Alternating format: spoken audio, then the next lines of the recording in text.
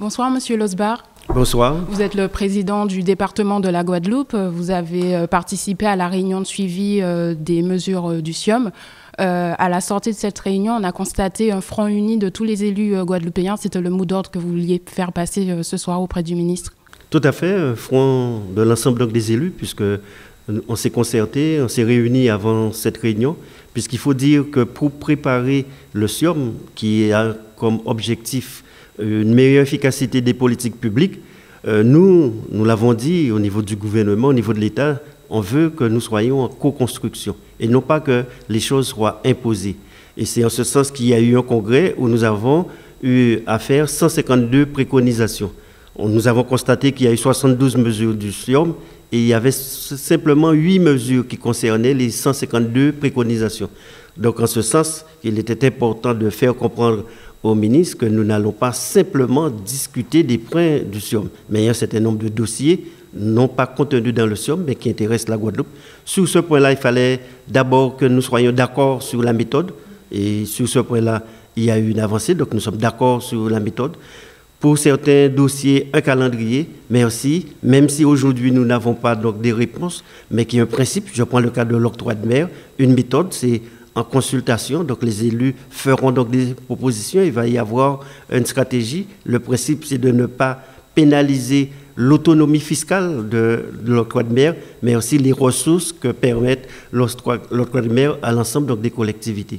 Vous avez obtenu l'engagement du ministre sur des chantiers majeurs. On parle du CHU, on parle de d'autres thèmes. Vous avez cité la CDPNAF, l'octroi de mer. Est-ce que vous avez eu des engagements de la part de M. Vigier? Tout à fait. Nous avons expliqué qu'il y a quelque chose concernant le CDPF ou en outre-mer. Ce n'est pas le même principe qu'au niveau de l'Hexagone. Là aussi, il va y avoir des modifications pour satisfaire à notre demande.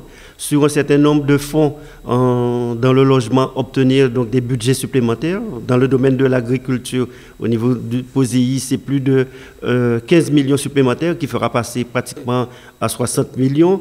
Il y a également dans le domaine de la santé, pour qu'au premier trimestre 2024, que nous ayons une réunion sur les problèmes financiers du CHU, puisque en 2024, nous aurons un équipement neuf. C'est pratiquement un investissement de 600 millions. Mais comme j'aime dire, les murs n'ont jamais soigné. Il est nécessaire que nous puissions également régler les problèmes financiers, les problèmes de trésorerie. Le conseil de surveillance du CHU avec le directeur, nous travaillons sur un projet, sur un plan de redressement, mais cela nécessitera un accompagnement donc, de l'État et notamment avoir d'autres pistes de ressources pour que nous puissions équilibrer les coûts. Alors, vous parliez d'apporter des réponses efficaces aux Guadeloupéens. Quels vont être les thèmes, les dossiers majeurs que vous allez suivre ces prochaines semaines à l'issue de ce SIOM? L'ensemble des dossiers, au-delà donc des dossiers contenus dans le SIOM, comme j'ai pu vous le dire, la santé, sous l'octroi de mer, la continuité territoriale, puisqu'aujourd'hui, nous sommes un archipel, il y a une double insularité. Donc, faire en sorte que le désert médical avec des IRAD, avec Terre de Bas, soit compensé. À ce niveau-là, le département fait beaucoup d'efforts, mais également sur le prix donc, des billets. Le prix des billets entre l'Hexagone et ces départements et la Guadeloupe. Les billets qui sont trop chers et beaucoup de Guadeloupéens se plaignent qu'il s'agisse de ceux qui vivent là-bas ou ceux qui sont ici, mais également c'est un élément pénalisant pour le développement touristique et voire le développement économique.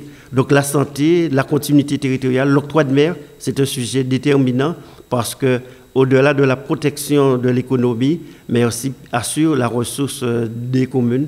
Nous avons évoqué le domaine de l'agriculture. Donc tout au long donc, de ces prochaines semaines, il nous appartiendra de continuer à travailler ensemble et de surtout faire des propositions. Donc aujourd'hui, une méthode définie, des principes également, un calendrier à mettre en place et tout ce que nous ferons, c'est qu'au bout, qu'il puisse y avoir de résultats véritables. Alors, avez-vous le sentiment que le ministre vous a entendu sur votre méthode et sur ce que vous avez présenté? En tout cas, sur la méthode, il nous a entendu. Aujourd'hui, ce qu'on veut, c'est que nous puissions obtenir donc, des résultats. Ce n'est pas parce qu'il y a une méthode, forcément, que l'objectif que nous avons puisse être totalement atteint. En tout cas, notre démarche, c'est satisfaire les besoins donc, des Guadeloupéens. D'accord, je vous remercie. Merci, Monsieur le Président. Merci.